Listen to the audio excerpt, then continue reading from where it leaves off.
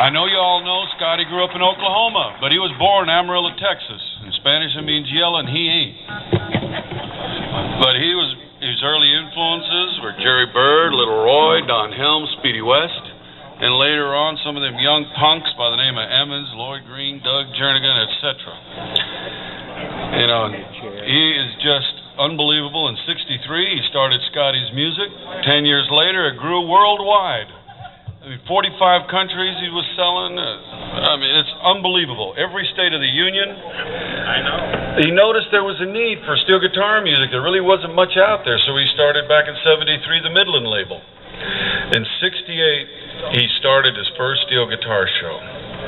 But how did it start? He would go to Nashville and attend the disc jockey conventions where he heard the steel guitar being played in a way that he did not think it could be played, because everybody was limited to what the producers wanted to hear in the studios in Nashville, and they had to play what they wanted to cut the record. So that's what went out. But when he saw him there, he went nuts and would see what the possibilities were. And then you could see that germ starting to take root. That seed planted. Everybody should be able to hear this. So he kept going, and his first one goes back to '68, and it just kept on growing. And it was at the Park House in Lindbergh Avenue. 2 years, and at the American Legion Hall, the next 2. Then it moved to the Ramada Inn. It just kept growing. Then it finally moved to this hotel, and it's changed several names.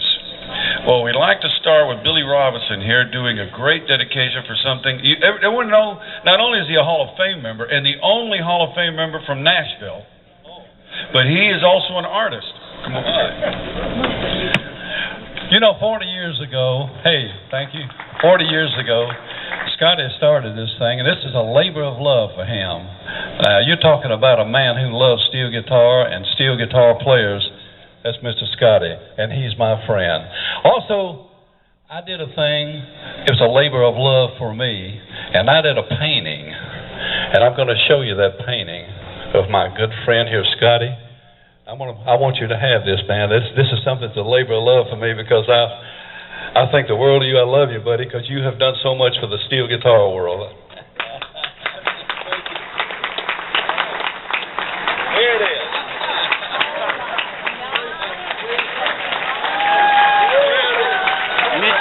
Mitzi.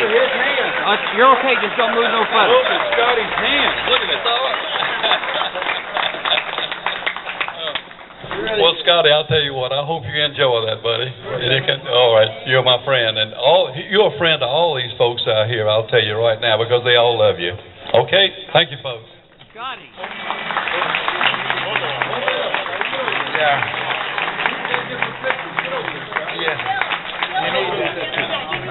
You need to get pictures without the microphone. Here we go.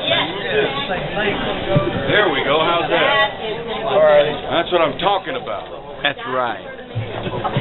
Mike, straighten the picture. It's crooked. There you go. Now you got it. Look at the screen behind you, Scotty. Look behind you on the screen, Scotty. Are those Scotty's hands or those Scotty's hands? Scotty. Look at what an Yeah. artist Billy Robinson. Look at that smile.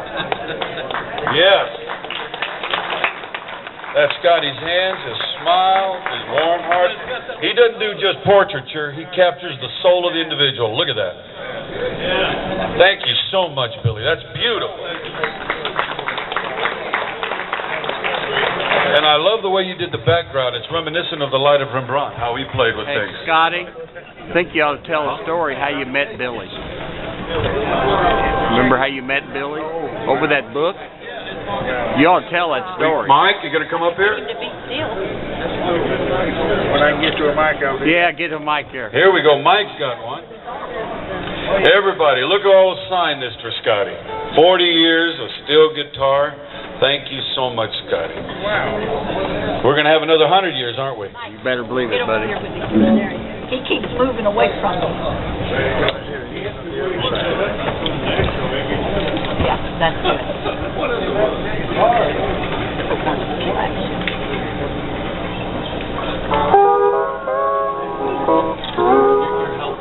That's it. All right. Tell us Now the we'd story. like to show you, just for the audience. A lot of y'all don't know a lot of things about Scotty. let him tell a Oh, story. Scotty, you gonna tell a story? Well, Yeah, tell it, Scotty. You need. he's requesting how I met Billy.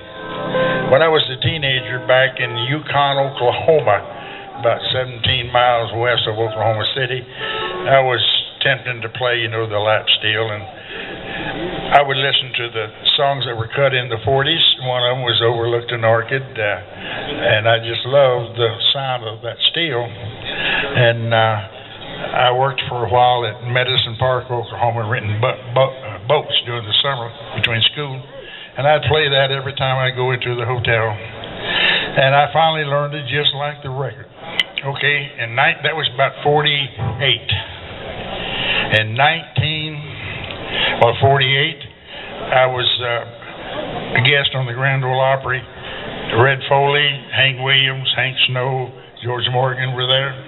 And at the end, they called everybody on stage. There were 3 steels. One, I was in the middle, and the third one. Well, we went on. I didn't pay no attention. Then I wrote a book for Showbud 1969 called The New Showbud Pedal Steel Guitar Course. George and Mona Lewis and me and Mary was putting it together in a guy's home, and that's back in the days when you would buy numbers that were glued on, and you had to cut them out and then paste it on between the lines. And that was the time, and I seen the steel guitar sitting over there. I said, "Who owns that?" And this guy said, "I do." And it had HR on it. I said, "You're not Hal Rugg." He said, "No." I said, "I don't even play pedal steel. I play lap steel." I said, "You ever record with anybody?" He said, "Yeah." I did most all that stuff with Red Foley.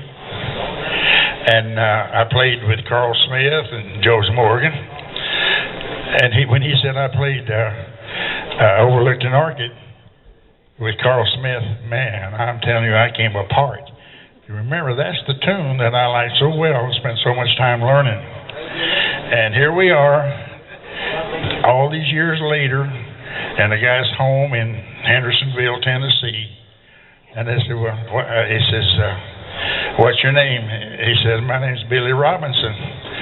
And he told me that he was the one that recorded Overlooked an Orchid. And man, I mean, it was like not meeting anybody, affected more than that, other than Jerry Bird, of course. And he don't mind me saying it because he shares it.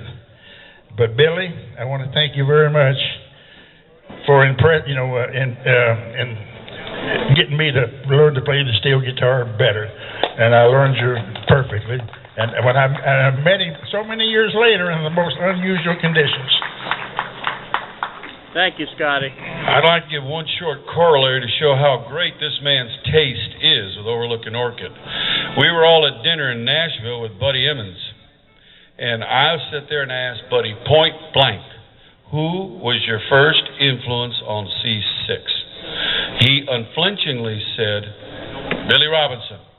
I made him write it on a napkin, and you got it framed in your house. What was the name of that song? Tennessee Border. Tennessee Border. Yes, signed by Buddy to him. You were there, Scotty.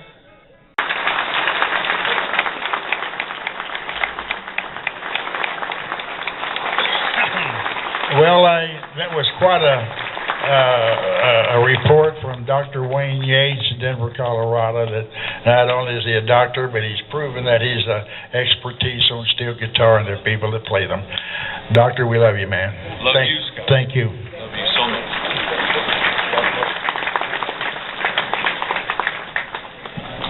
Sandran, shape up.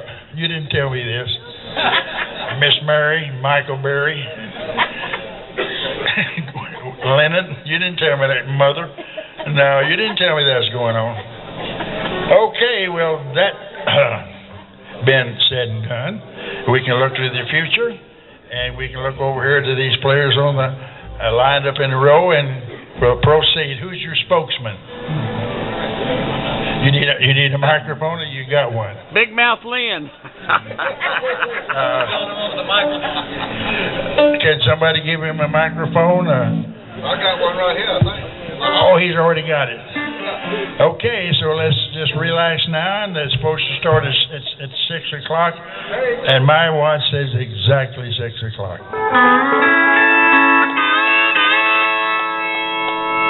1, 2, 1, 2, 3.